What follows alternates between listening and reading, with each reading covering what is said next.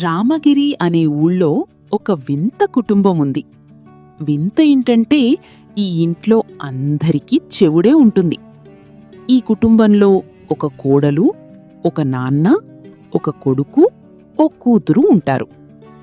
కోడలు మజ్జిగ పట్టుకుని అందరికీ ఇవ్వడానికి వస్తుంది. ముందుగా అత్త దగ్గరికి వచ్చి, మజ్జిగ తీసుకోండి అత్తయ్య, కాస్త చల్లపడండి. ఏంటే ఈరోజు నాకు భోజనం లేదా? మజ్జిగ తాగి సరిపెట్టుకోమంటావా? రాను రాను ఈ కోడళ్ళు మీదెక్కి నాట్యం చేస్తున్నారు. మా కాలంలో అయితే మా అత్తయ్యతో మాట్లాడాలంటే కాళ్ళు చేతులు వణికివి.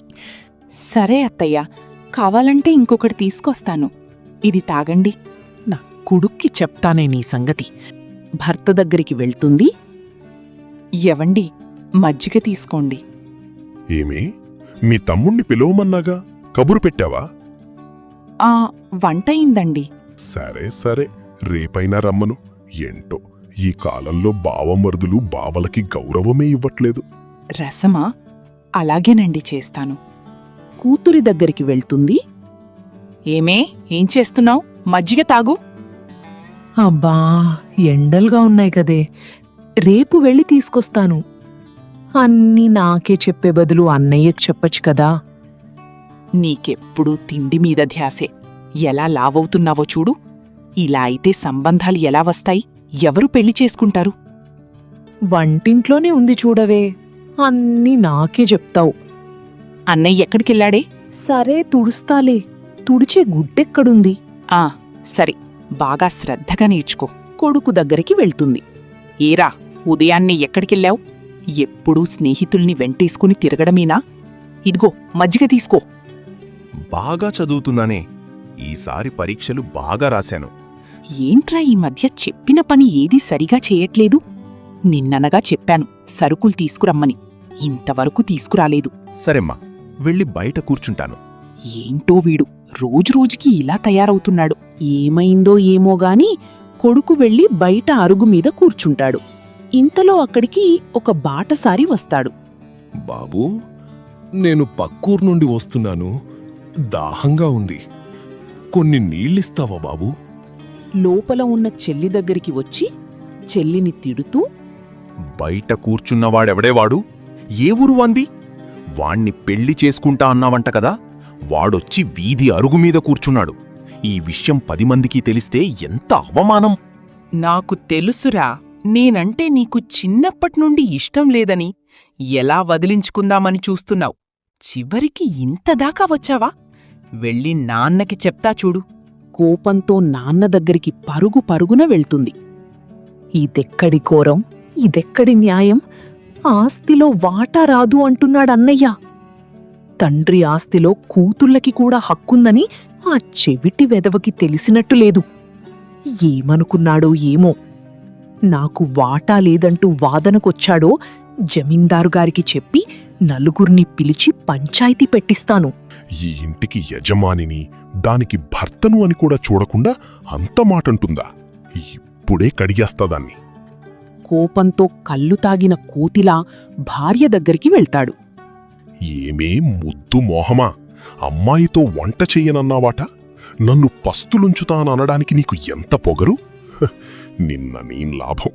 కూరలు పచ్చళ్ళు మాటేమో గాని అసలు మీ వంశంలో ఆడవాళ్లకు అన్నం వండటం కూడా రాదని మా బామ్మ మోత్తుకుంటూ చెప్పింది. అయినా ఆమె మాట వినకుండా నిన్ను కట్టుకున్నాను. ఎవండి, మిమ్మల్ని ఎప్పుడైనా ఏమైనా అన్నానా? మీ మాటకి ఎప్పుడైనా ఎదురు చెప్పానా? పెళ్లైనప్పట్నుండి మీ మాట జవదాటకుండా ఉంటున్నాను కదండి. చివరికి ఇంత దారుణానికి తెగిస్తారా? మీ అమ్మకంటే బుద్ధిలేదు, మీ తెలివేమైంది? మీ వంశమే ఇంత. నా కొడుకు కూతురు ఏమైపోవాలి? ఇప్పుడే అడిగేస్తాను మీ అమ్మని, తాడో పీడో తేల్చుకుంటా. కోపంతో శివాలెత్తుతూ అత్త దగ్గరికి వెళ్తుంది. ఏమత్తయ్యా, నీకిదేం బుద్ధి? 50 ఏళ్లు దాటి రేపో మాపో 60 ఏళ్లు పడే నీ కొడుక్కి 2 పెళ్లి చేసుకోమని పురికొల్పుతావా? నీ కొడుకేమన్నా నవమన్మధుడా? రాజ్యానికి రాజా? 3 నలుగురిని చేసుకోవడానికి? నాకేం నోరు లేదనుకుంటున్నారా? నా సంగతి మీకు తెలియదు. ఈ చుట్టుపక్కల 4 ఊళ్ళ గ్రామ పెద్దల్ని పిలిచి పంచాయితీ పెట్టించి మీ తొమ్ము దులుపుతాను.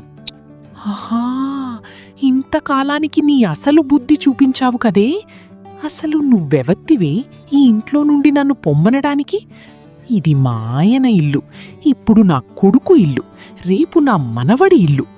ఇదిగో విను, మా మామగారి ముత్తాత కట్టిన ఈ ఇంట్లో నా ప్రాణాలు గుటుక్కుమనేదాకా ఈ ఇల్లు వదిలేది లేదు. కావాలంటే నువ్వే బయటికి పోయే నా ఇంట్లో నుండి. నన్నే ఇంటి నుండి గెంటిస్తానా? ఆహా! ఇలా ఇంటిల్లిపాది ఒకరి మాట ఒకరికి అర్థం కాక గొడవ పడుతూ ఎవరికి వారే గ్రామ పెద్ద దగ్గరికి వెళ్దామని బయటికొస్తారు. వాళ్ళని చూసిన బాటసారి ఆనందంతో పొంగిపోతూ, ఎంత మర్యాద, ఎంత గౌరవం! అతిథికి గుక్కెడు నీళ్ళివ్వడానికి ఇంతమందొచ్చారా? మీ గ్రామం అతిథి మర్యాదలకు పెట్టింది పేరని వినడమే గాని ఇప్పుడు కళ్ళారా చూస్తున్నాను. మా ఇంటి వ్యవహారాల్లో కల్పించుకోవడానికి నువ్వెవరయ్యా? మేమేం పరాయి వాళ్లతో గొడవ పట్టం లేదే. అంతా అయిన వాళ్ళం గనక తిట్టుకుంటాం, కొట్టుకుంటాం, ఆ తర్వాత కలిసిపోతాం. పిలవని పేరంటానికి వచ్చినట్టొచ్చి మాకు బుద్ధులు చెప్పడానికి అసలు నువ్వెవరయ్యా? అయ్య బాబోయ్, ఒక్క గ్లాసు నీళ్ళకి 16 అణాలా? అంత డబ్బే? నిజంగా అంత డబ్బే నా దగ్గరుంటే ఇలా నడుచుకుంటూ వచ్చి మిమ్మల్ని నీళ్ళడిగేవాణ్ణి కాదు. మా ఇంటి దగ్గర నుండి వెళ్ళు. ఇంకోసారి మా ఇంటికి గాని మా ఊళ్ళోకి గాని అడుగు పెట్టావంటే నరికి పోగులేస్తాను. అసలు మిమ్మల్ని నీళ్ళడగడమే నేను చేసిన పెద్ద తప్పు. ఇక్కడే ఉంటే అందరూ కలిసి నన్ను కొట్టేలా ఉన్నారు. నేను వెళ్తున్నానయ్యా. అసలు విషయమేంటంటే ఈ బాటసారికి కూడా బ్రహ్మ చెవుడే.